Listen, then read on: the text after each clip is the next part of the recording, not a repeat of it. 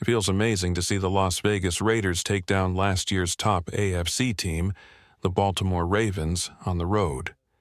After losing to the Chargers in Week 1, the football world was in a frenzy, doubting the Raiders, although true fans weren't worried. The NFL media never seems to give the Raiders the respect they deserve.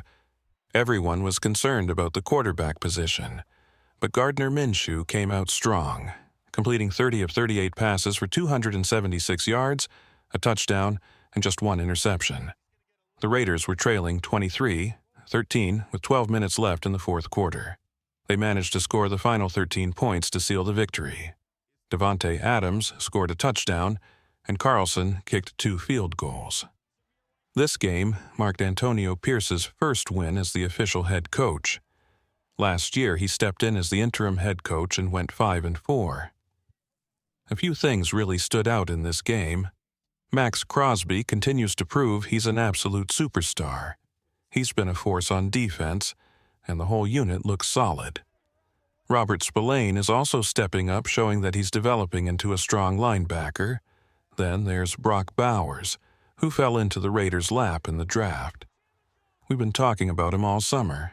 Many experts, including former NFL tight ends and Hall of Famers, said he could be a late-round pick in any other draft.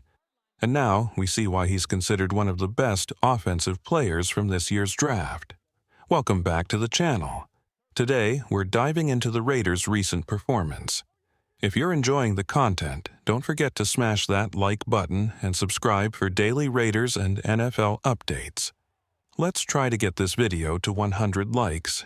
It would mean a lot to me. Apologies for the delay in posting. We've just moved to Tampa, so things have been a bit hectic. But looking ahead, the Raiders are coming off a big road win against the Ravens and are now set to face the Carolina Panthers at home. If Gardner Minshew plays like he did on Sunday, the Raiders can easily win 10 games this season and make the playoffs. Brock Bowers has been incredible, and he's only a rookie. He's already making history with 156 receiving yards in his first 2 games, the most by a rookie tight end in NFL history. He's already breaking records that have stood since 1961, when Hall of Famer Mike Ditka set them. I recently read a great article by Derek Klassen on The Athletic.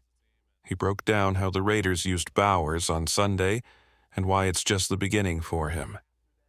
The Raiders used Bowers in a way similar to how the Chiefs used Travis Kelce and the Lions used Sam Laporta last season.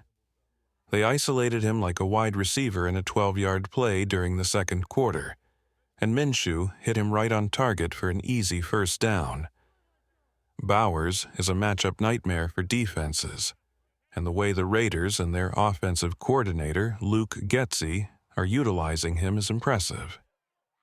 The only concern I have right now is the health of the offensive line. If they can stay healthy and continue to protect Minshew, this team is going places.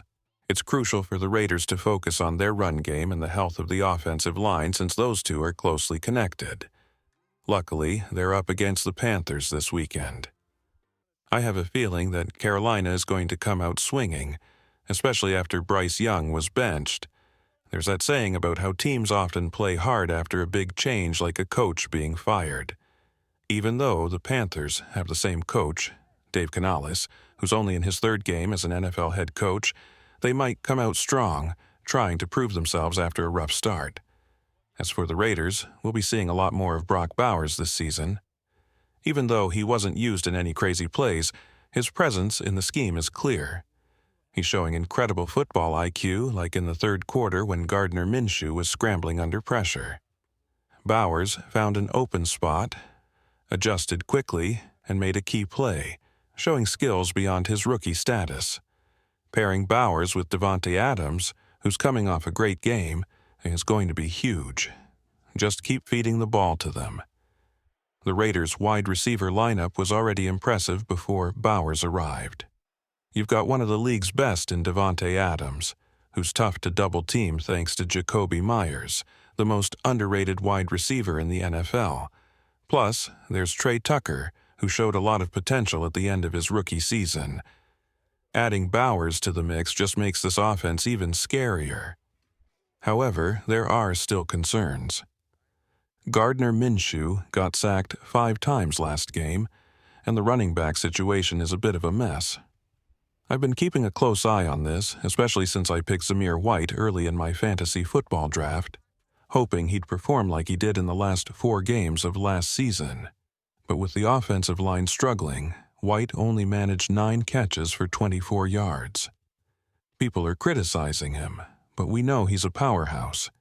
He just needs better support from the line. You can't run the ball 17 times for only 27 yards and expect good results. That's why I'm looking forward to this game against Carolina. They're not on the same level as the Raiders, either offensively or defensively. The Raiders' defense, led by Max Crosby, is looking solid. Crosby had an incredible game, racking up 6 tackles, 2 sacks, 4 tackles for loss, and even a pass deflection. He's an absolute superstar, and Robert Spillane is coming off a standout performance with 10 total tackles and a crucial interception. The defensive backs are holding their own, too. It's funny to think how everyone was panicking after the Week 1 loss to the Chargers.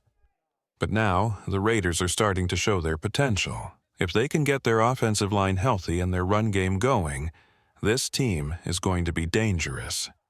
Thank you all for watching. Don't forget to hit that like button and subscribe for daily Raiders and NFL content. Let me know your thoughts and give me your score predictions for the Raiders' Week 3 game against the Panthers down in the comments. See you next time.